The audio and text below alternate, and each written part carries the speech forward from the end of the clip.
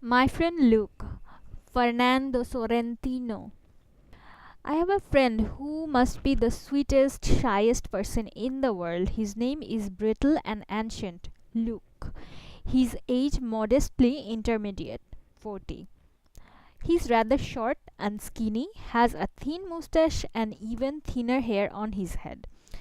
Since his vision is not perfect, he wears glasses. They are small, round, and frameless.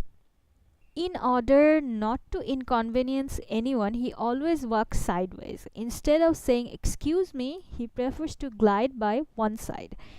If the gap is so narrow that it will not allow him to pass, Luke waits patiently until the obstruction, be it animate or inanimate, rational or irrational, moves by itself. Stray dogs and cats panic him, and in order to avoid them, he constantly crosses from one side of the road to another. He speaks with a very thin, subtle voice, so inaudible that it is hard to tell if he is speaking at all. He has never interrupted anybody. On the other hand, he can never manage more than two words without somebody interrupting him. This does not seem to irritate him. In fact, he actually appears happy to have been able to utter those two words. My friend Luke has been married for years. His wife is a thin, choleric, nervous woman who, as well as having an unbearably shrill voice, strong lungs, a finely drawn nose, and a viperous tongue, suffers from an uncontrollable temper and the personality of a lion tamer. Luke, you have to wonder how has succeeded in producing a child named by his mother Juan Manuel. He is tall, blond, intelligent, distrustful, sarcastic, and has a fringe. It is not entirely true that he only obeys his mother.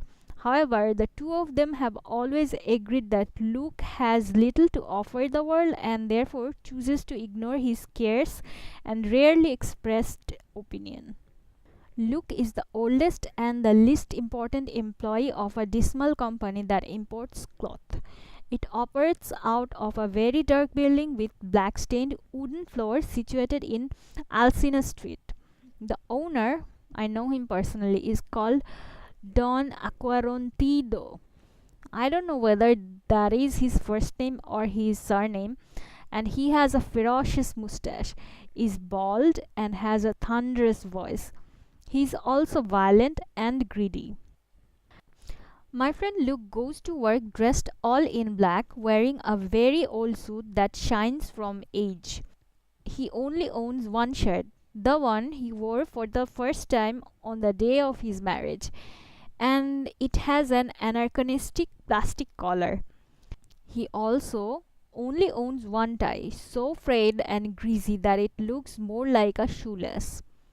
Unable to bear the disapproving looks of Don Aquarontido, Luke, unlike his colleagues, does not dare work without his jacket on, and in order to keep this jacket in good condition, he wears a pair of grey sleeve protectors.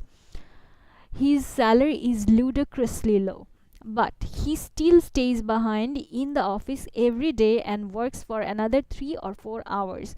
The tasks Don Aquarontido gives him are so huge that he has no chance of accomplishing them within normal hours.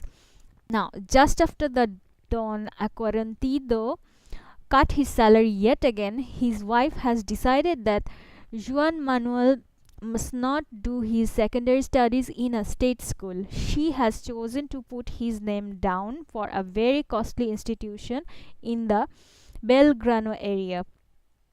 In view of the extortionate outlay this involves, Luke has stopped buying his newspaper and an even greater sacrifice, the Reader's Digest, his two favorite publications. The last article he managed to read in the Reader's Digest explained how husbands should repress their own overwhelming personality in order to make room for the actualization of the rest of the family group. There is, however, one remarkable aspect to Luke. His behavior as soon as he steps on a bus, generally, this is what happens. He requests a ticket and begins to look for his money. Slowly, he holds up one hand to ensure that the driver keeps going, unsure of what to do. Luke does not hurry. In fact, I would say that the driver's impatience gives him a certain amount of pleasure. Then he pays with the largest possible number of small coins, which he delivers a few at the time, in varying amounts and at irregular intervals.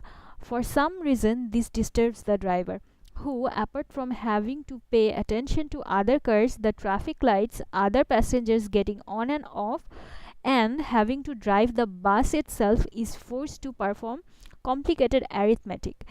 Luke aggravates the problem by including his payment an old Paraguayan coin that he keeps for the purpose and which is invariably returned to him. This way, mistakes are usually made in the accounts and an argument ensues. Then, in a serene but firm manner, Luke begins to defend his rights, employing arguments so contradictory that it is impossible to understand what point he is actually trying to make. Finally, the driver, at the end of last tether of his sanity and in an act of final resignation, chooses to throw out the coins, perhaps as a means of repressing his wish to throw out Luke or indeed himself. When winter comes, Luke always travels with the windows wide open. The first to suffer as a result of this is Luke himself. He has developed a chronic cough that often forces him to stay awake entire nights. During the summer, he closes his window and will not allow anyone to lower the shade that would protect him from the sun. More than once, he has ended up with the first degree burns. Because of his weak lungs, Luke is not allowed to smoke, and in fact, he hates smoking. In spite of this, once inside the bus, he cannot resist the temptation to light up a cheap, heavy cigarette that clogs up his windpipe and makes him cough. After he gets off, he puts away his cigarette in preparation for his next journey. Luke is a tiny, sedentary, squalid person and has never been interested in sports. But come Saturday evening, he switches on his portable radio and turns the volume up full in order to follow the boxing match. Sundays, he dedicates to football and tortures the rest of the passengers with noisy broadcasts. The back seat is for 5 passengers. In spite of his very small size, Luke sits so as to allow room for only 4 or even 3 people on the seat. If 4 are already seated and Luke is standing up, he demands permission, in an indignant and reproachful tone, to sit down, which he then does, managing to take up an excessive amount of space. To this end, he puts his hand in his pocket so that his elbows will remain firmly embedded in his neighbor's ribs. Luke's resources are plentiful and diverse. When he has to travel standing up, he always keeps his jacket unbuttoned, carefully adjusting his posture so that the lower edge of his jacket hits the face or the eyes of those sitting down. If anyone is reading, they are easy prey for Luke. Watching him or her closely, Luke places his head near the light so as to throw a shadow on the victim's book.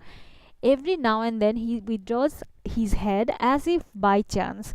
The reader will anxiously devour 1 or 2 words before Luke moves back into position. My friend Luke knows the times when the bus will be fully packed. On those occasions, he consumes a salami sandwich and a glass of red wine. Then, with breadcrumbs and threads of salami still between his teeth and pointing his mouth towards the other passengers' noses, he walks along the vehicle shouting loudly, "Excuse me!" If he manages to take the front seat, he never gives it up to anyone. But should he find himself in one of the last rows the moment he sees a woman with a child in her arms or a weak, elderly person climb on board, he immediately stands up and calls very loudly to the front passenger to offer them his seat. Later, he usually makes some recriminatory remark against those that kept their seats. His eloquence is always effective, and some mortally ashamed passenger gets off at the next stop. Instantly, Luke takes his place. My friend Luke gets off the bus in a very good mood. Timidly, he walks home, staying out of the way of anyone he meets. He's not allowed a key, so he has to ring the bell. If anyone is home, they rarely refuse to open the door to him. But if neither his wife, his son, nor Don Aquarentido are to be found, Luke sits on the doorstep until someone arrives.